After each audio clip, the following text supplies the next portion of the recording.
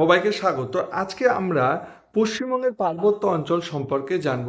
পশ্চিমবঙ্গের পার্বত্য অঞ্চল সম্পর্কে জানার আগে আমাদের জানতে হবে পশ্চিমবঙ্গ যে রাজ্যটি রয়েছে সেই রাজ্যটি কটি আন্তর্জাতিক সীমানা দ্বারা এবং কটি রাজ্যের সীমানা দ্বারা বেষ্টিত।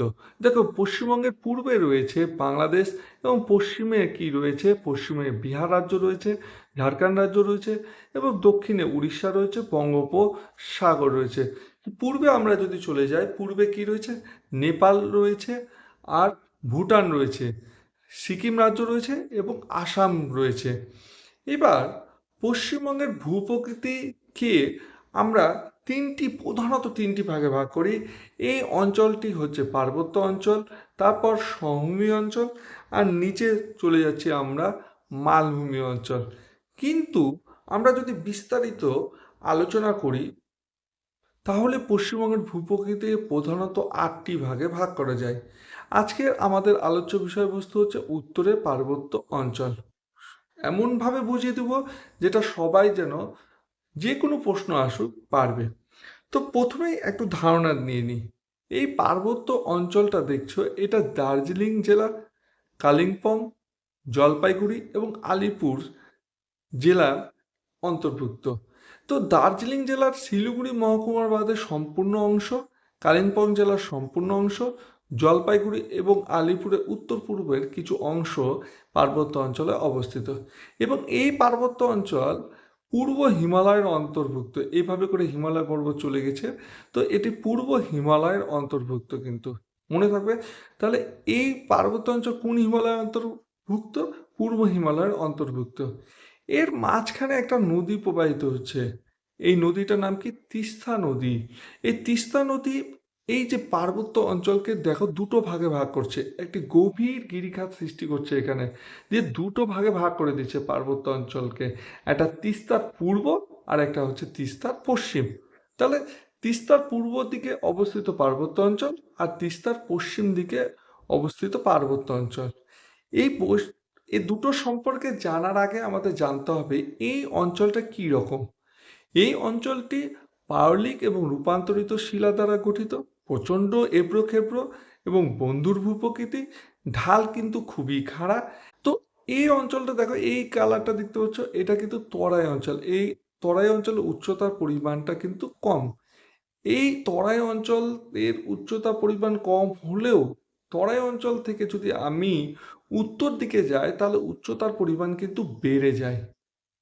তাহলে উত্তর থেকে দক্ষিণ দিকে উচ্চতাটা কি হবে? কম হবে। উত্তর থেকে দক্ষিণ দিকে উচ্চতাটা কম হয়, কিন্তু পাহাড়ের ঢাল কিন্তু খুব খাড়া হয়। এটুকু কনসেপ্ট ক্লিয়ার?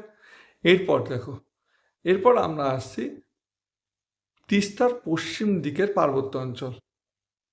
তিস্তার পশ্চিমের পার্বত্য অঞ্চলকে দুটি ষোলশিলার দ্বারা বিভক্ত করা যায়।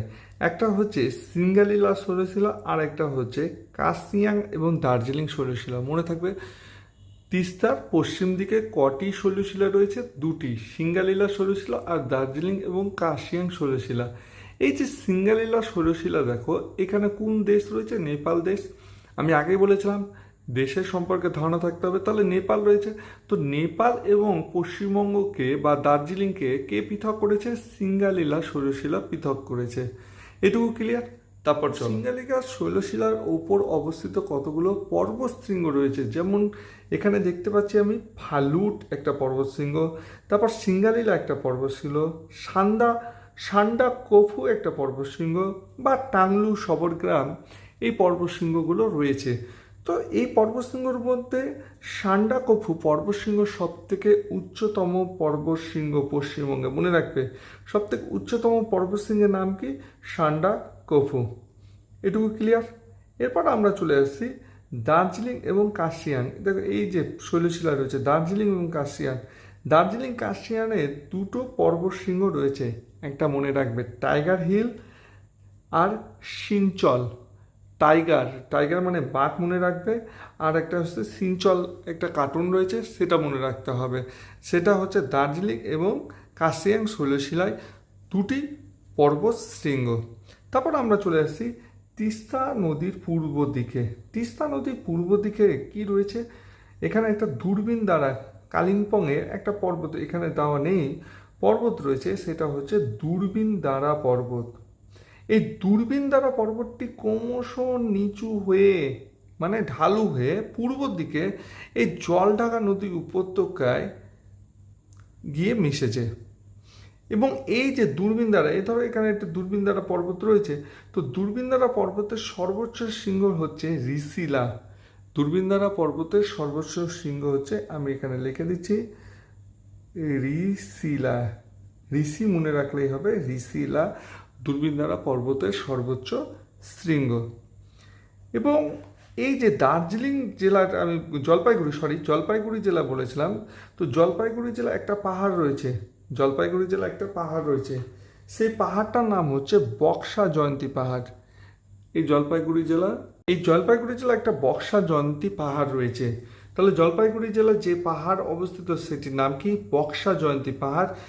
এই অঞ্চলে অত্যধিক বৃষ্টিপাত হয়, এই জন্য এই পাহাড়টি ক্ষয়প্রাপ্ত হয়ে বিচ্ছিন্ন পাহাড়ে পরিণত হয়েছে। এই পাহাড়ের সর্বোচ্চ শৃঙ্গ হচ্ছে সাংচুলি। সাংচুলি মনে রাখতে হবে, সাংচুলি। তাহলে বক্সা জয়ন্তী পর্বতের সর্বোচ্চ শৃঙ্গ কি? সাংচুলি। এবার একবার রিভাইজ দিয়ে দিই, কী কী জানলাম আমি।